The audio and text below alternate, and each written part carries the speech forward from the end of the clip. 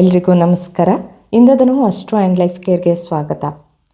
ಮನೆಯಲ್ಲಿ ಯಾವುದೋ ವಸ್ತು ಕಳ್ಳತನ ಆಗಿರುತ್ತೆ, ಅಥವಾ ನಾವು ಕೆಲಸ ಮಾಡುವಂತಹ ಸ್ಥಳದಲ್ಲಿ ನಮ್ಮ ವಸ್ತು ಕಳ್ಳತನ ಆಗಿರ್ಬೋದು, ಅಥವಾ ನಾವು ಎಲ್ಲಿಗೋ ಹೋಗಿರ್ತೀವಿ ಅಲ್ಲಿ ನಮ್ಮ ವಸ್ತು ಕಳ್ಳತನ ಆಗಿದ್ದಿರ್ಬೋದು. ಕೆಲವೊಂದು ಸಾರಿ ಎಲ್ಲಿ ಕಳ್ಳತನ ಆಗಿರುತ್ತೆ ಅಂತಲೇ ನಮ್ಗೆ ಗೊತ್ತಿರಲ್ಲ, ಆದರೆ ಆ ವಸ್ತು ಕಳ್ಳತನ ಆಗಿದೆ ಅನ್ನೋದು ನಮಗೆ ಕನ್ಫರ್ಮ್ ಇರುತ್ತೆ. ಇಂಥ ಸಂದರ್ಭದಲ್ಲಿ ನಮಗೆ ಕಳ್ಳತನ ಆಗಿರುವಂತಹ ವಸ್ತುವನ್ನು ನಾವು ಮರಳಿ ಪಡೆಯೋದಕ್ಕೆ, ಆದರೆ ಒಂದು ನೆನಪಿರಬೇಕು, ಈ ಒಂದು ರೆಮಿಡಿ ಏನು ಹೇಳ್ತಾ ಇದೆ ಇದು ಭಾಳ ಸಮಯ ಆದ ನಂತರ ನಾನು ಮಾಡ್ತೀನಿ ಅಂತಂದರೆ ವರ್ಕ್ ಆಗಲ್ಲ. ಯಾಕೆ ಅಂತಂದರೆ ಕಳ್ಳತನವಾದಂತಹ ವಸ್ತು ಉಪಯೋಗಿಸಲ್ಪಟ್ಟಿರ್ಬೋದು ಅಥವಾ ಬೇರೆ ಕಡೆಗೆ ಹೋಗಿದ್ದಿರ್ಬೋದು. ಹಾಗಾಗಿ ಕಳ್ಳತನವಾದಂತಹ ವಸ್ತುವನ್ನು ಮರಳಿ ಪಡೆಯೋದಕ್ಕೆ ಈ ಒಂದು ಪರಿಹಾರವನ್ನು ಅತ್ಯಂತ ಶೀಘ್ರವಾಗಿ ಮಾಡಬೇಕು.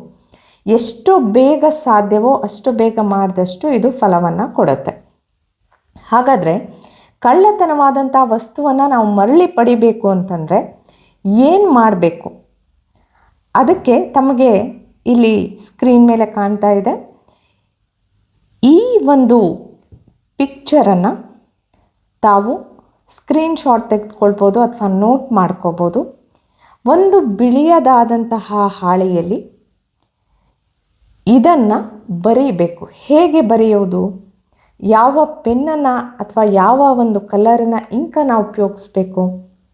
ಇಲ್ಲಿ ಕಪ್ಪು ಒಂದು ಇಂಕಿನ ಪೆನ್ನು, ಕಲರ್ ಯಾವುದೇ ಇರ್ಬೋದು, ಆದರೆ ಕಪ್ಪು ಶಾಹಿಯನ್ನು ಬಳಸಿ ತಾವು ಸ್ಕೆಚ್ ಪೆನ್ ಯೂಸ್ ಮಾಡ್ಬೋದು ಅಥವಾ ಕಪ್ಪು ಪೆನ್ನನ್ನು ಉಪಯೋಗಿಸ್ಬೋದು. ಬರೆಯೋ ದಿವಸ ಮಂಗಳವಾರ ಇದನ್ನು ಬರೆದು ಯಾವ ರೀತಿ ಇದೆಯೋ ಅದೇ ರೀತಿ ಬರಿಬೇಕು. ಅಂಕೆಗಳು ಗೆರೆಗಳಿಗೆ ತಾಗಬಾರ್ದು, ನೀಟಾಗಿ ಬರೆದು ಅದನ್ನು ತಮ್ಮ ಮನೆಯಲ್ಲಿ ಎಲ್ಲಿ ಕತ್ತಲಿದೆ, ಅಂದರೆ ಒಂದು ಕೋಣೆಯಲ್ಲಿ ಆದಷ್ಟು ಕತ್ತಲು ಇರುವಂತಹ ಜಾಗದಲ್ಲಿ ಇದನ್ನು ಇಡಬೇಕು.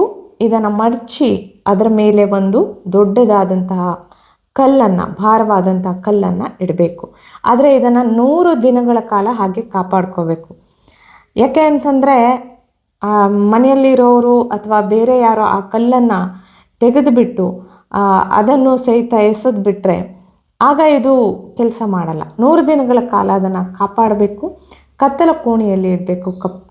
ಮತ್ತು ಆದಷ್ಟು ಅಲ್ಲಿ ಬೆಳಕು ಬೀಳದಂತಹ ಸ್ಥಳದಲ್ಲಿ ಆದಷ್ಟು ಇಟ್ಟರೆ ಅದನ್ನು 100 ದಿನಗಳ ಕಾಲ ಕಾಯ್ದುಕೊಂಡು ಬಂದರೆ ಕಳ್ಳತನವಾಗಿರುವಂತಹ ವಸ್ತು ಅಥವಾ ಏನು ಕಳ್ಕೊಂಡಿದ್ದೀವಿ ಅದನ್ನು ನಾವು ಮರಳಿ ಪಡಿತೀವಿ. ಆದರೆ ಮೊದಲೇ ಹೇಳಿದ ಹಾಗೆ ಒಂದು ಅಂಶವನ್ನು ನೆನಪಿನಲ್ಲಿ ಇಟ್ಕೋಬೇಕು. ಅಷ್ಟು ಸಮಯ ಆಯಿತು, ಇಷ್ಟು ಸಮಯ ಆಯಿತು, ಕಳೆದೋಗಿ ಯಾವಾಗೋ ಕಳೆದೋಗಿದೆ, ಅದೆಲ್ಲ ಇಲ್ಲಿ ಕೆಲಸಕ್ಕೆ ಬರಲ್ಲ. ಆದಷ್ಟು ಶೀಘ್ರ, ಅತ್ಯಂತ ಶೀಘ್ರವಾಗಿ ಇದನ್ನು ಮಾಡಿದಲ್ಲಿ ಪರಿಣಾಮ ನಮಗೆ ಸಿಗುತ್ತೆ. ಮತ್ತು ಮುಂದಿನ ಸಂಚಿಕೆಯಲ್ಲಿ ನಾವು ಮತ್ತಷ್ಟು ವಿಷಯಗಳೊಂದಿಗೆ ಹಾಜರಾಗೋಣ. ಅಲ್ಲಿವರೆಗೆ ಶುಭಮಸ್ತು. ಧನ್ಯವಾದಗಳು.